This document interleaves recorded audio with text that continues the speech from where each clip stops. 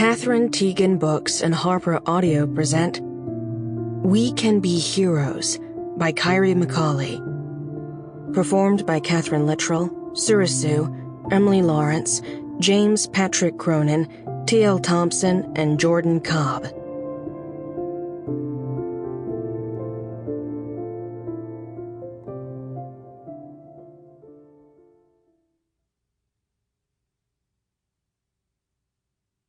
A note before we begin. For a list of helpful resources, be sure to download the accompanying enhancement PDF from your audiobook provider or go directly to www.harpercollins.com/audio/wecanbeheroes. We Can Be Heroes. Season 2, Episode 13. The Sheriff. Welcome, listeners, to We Can Be Heroes, a podcast made for survivors of violence in the tradition of the Take Back the Night rallies that began in the 1970s and continue to this day. I'm your host, Merritt Logan.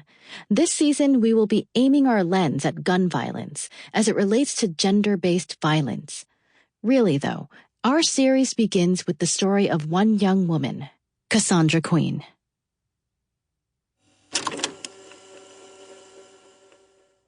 "911. What's your emergency?" Someone has a gun. We heard shots. Can you tell me where you are calling from? The high school. We're at school. There's someone shooting. It was the worst day of my career, bar none.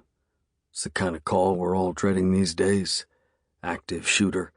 Calls coming from Bell High School. Our operators got overwhelmed in seconds with all those kids and their cells. Then the panicked parent calls started coming in too.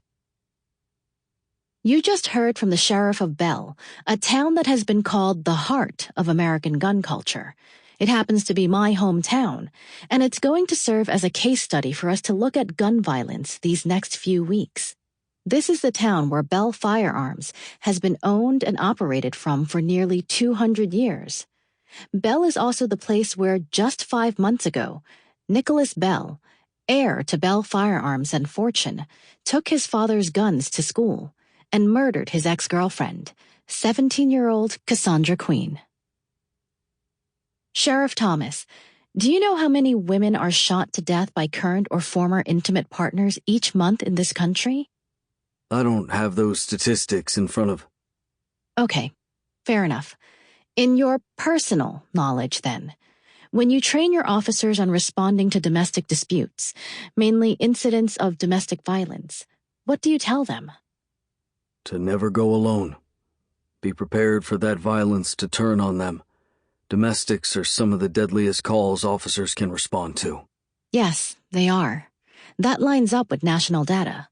But you didn't think Cassie was in imminent danger? I had no reason to believe she was in danger. Did Cassie think she was in danger? I can't speak to that, Ms. Logan. I didn't know Cassandra Queen, or Nicholas Bell, for that matter. But you know his father, Stephen Bell. No comment, Ms. Logan. It wasn't a question, Sheriff Thomas. Okay, then, can you speak to his access to weapons? Nico, everyone has access to guns in this town. It's not a problem. Not a problem? When a girl is dead?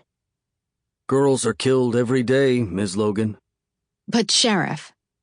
It's a terrible tragedy, what happened to Cassie Queen. What did happen to Cassie? Did she come to you for help?